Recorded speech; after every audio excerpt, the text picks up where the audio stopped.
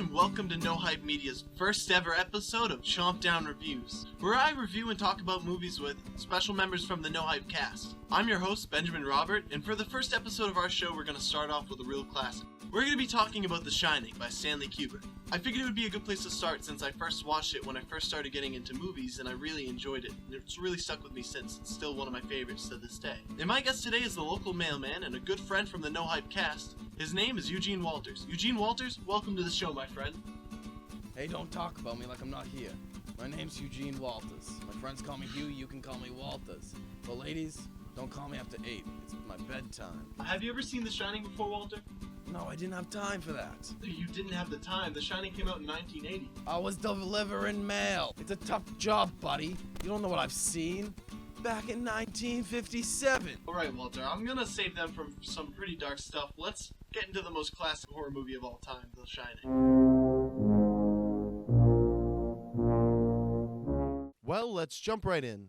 The Shining was directed by Stanley Kubrick, who was behind several movies that I would easily call masterpieces. And I'd love to talk about these films another time, but for now, we'll focus on The Shining. This film was based off a book by Stephen King, who hated the movie so much that he actually made his own version in a TV show that is genuinely terrible. And yet, it's still one of my favorite movies. And Kubrick's changes obviously paid off for him, seeing how the TV show went, because this is really not scary. And in the words of Nostalgia Critic, you know, King, you have a talent for taking things that are very obviously not scary and keeping them very obviously not scary. I mean, what are you gonna do? Try to make croquet scary too? Oh, for God's sake, just because you put blood or teeth on something doesn't mean we're automatically gonna be frightened by it. Stanley Kubrick saw an opportunity to make a movie that would not only be successful, but that he could fit his creative passions into. Kubrick made The Shining work because he made The Shining into his own baby. Cozy. Now we're going to start getting into the plot, so beware of spoilers, but if you're afraid of getting The Shining spoiled for you in 2016, there's another real problem here. The plot to the movie is fairly simple and cliche, but it's the way that the story comes together in the end that makes it so special. Some of the cliches are abusive father getting it in the end, creepy children, ghost children, and twins for that matter. In a haunted mansion built on an ancient Indian burial ground. Finished 1909. The site is supposed to be located on an Indian burial ground, and I believe they actually had to repel a few Indian attacks as they were building it. Jack Nicholson, or Torrance, takes his family to live in a secluded hotel in the mountains for its off-season in the winter, because he was hired as a caretaker there. But he's also in the middle of writing a book. He must have sensed that pumpkin spice would ruin his favorite writing spot. I need my pumpkin spice!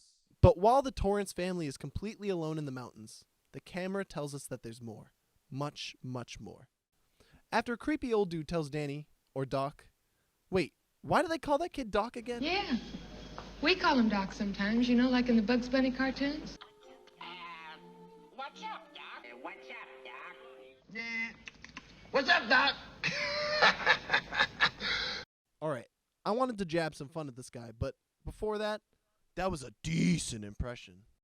And this guy has been dead for over 30 years now, so I think it's okay to maybe poke some jabs. But this guy is really creepy. And when I say creepy, I mean really creepy. Like, the Torrance parents should be in jail for a lot of reasons. But what kind of parents leave their child with a guy like this? Look at all these red flags. Mr. Urban, I was just getting to the ice cream. You like ice cream, Doc? Yeah. I thought you did. You folks don't mind if I give Danny some ice cream? I'll be waiting for you. Not at all. No, we don't mind. We got canned fruits and vegetables, canned fish and meats, hot and cold cereals, Post Toasters, corn flakes, sugar puffs, Rice Krispies, oatmeal, wheat, bean, and cream of wheat. You got a dozen jugs of black molasses. We got 60 boxes of dried milk, 30 12-pound bags of sugar.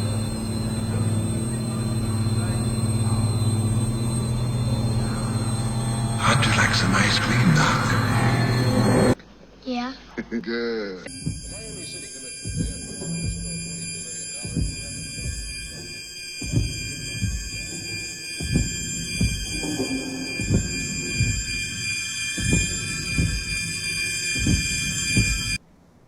Anyway.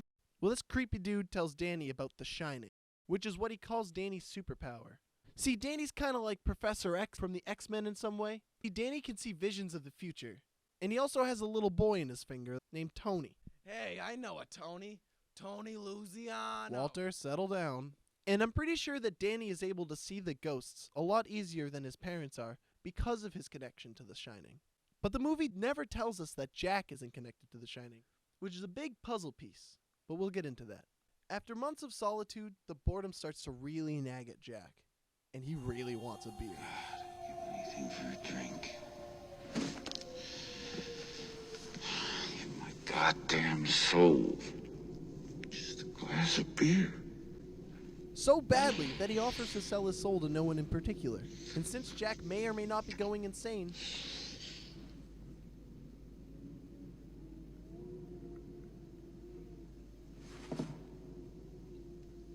Hi, Lloyd. A little slow tonight, isn't it?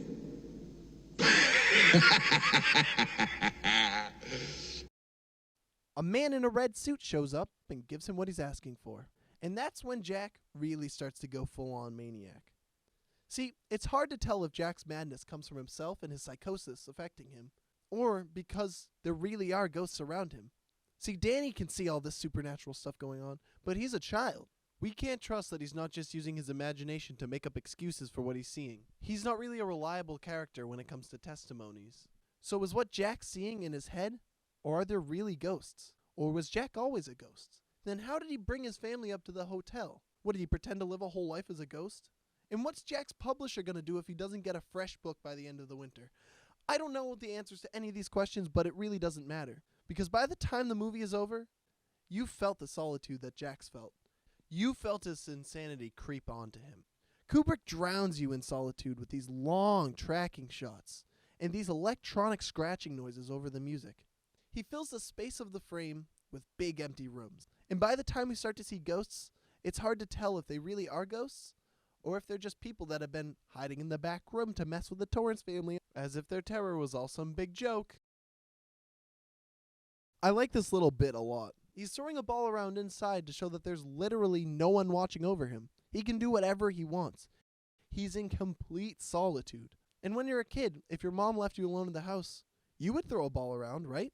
Even though you weren't supposed to and it was all fun. But if your mom wasn't home, there was always that feeling of vulnerability. These shots of Danny riding his tricycle have the same sort of effect. But these shots of Danny have stuck with me my whole life because they are damn creepy. And for no reason other than the fact that he's riding a tricycle in a hotel and there's no one to stop him. This scene is so iconic because every time he turns, you have no idea what he's gonna find except continuing emptiness until...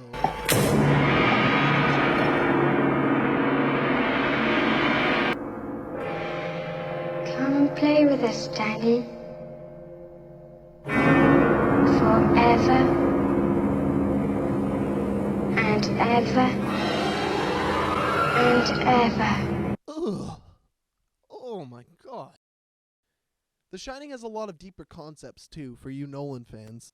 There's a continuous theme of man overlooking massacres through repetition of Native American symbols in the way they parallel the ghosts of the hotel. Get it? Like the Overlook Hotel? Get it? Jack also talks sarcastically about TV, and he seems to despise it. But by the end of the movie, he himself does kind of turn into a performer. I'm not gonna hurt you. Stay away from me! Wendy? Stay away! Darling? And if there wasn't natural forces at work, then how the hell did Jack get out of that fridge? When Jack was locked in the fridge, the doors mysteriously opened from the outside, and there's no explanation for it. And it's one of the only things in this movie, if not the only thing in this movie that happens, that can't really be explained. The questions and deeper theme add a lot of fun to watching the movie, but it's not what makes me really like it so much.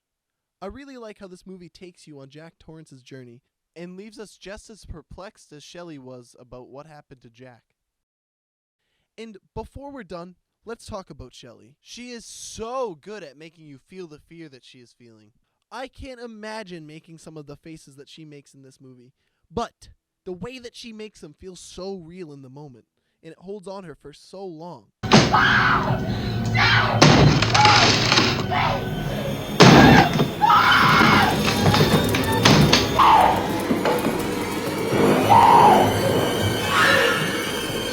Where's Johnny?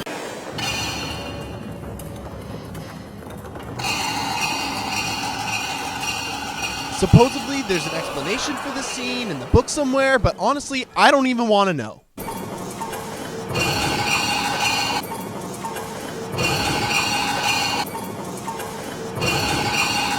Oh, that face! Oh my god! See, this movie's friggin' creepy. So, Walter, even though I spoiled it for you a bit, you still think you're gonna watch The Shining? I think with my retirement, maybe I'll catch up on the classics I missed. Like The Shining. Well, at least I got to you, Walter. Honestly, if it was up to me, I'd give it about an 8. Or maybe a 9. I don't really know how this number thing works, but this movie's pretty incredible. Well, that was the very first Chompt Down review. I hope you enjoyed it, and I hope to get more out soon. The best way you can help me until then is to subscribe to my channel. If you like this video, you can give it a like, or you can follow me on Twitter. And until next time, see you later.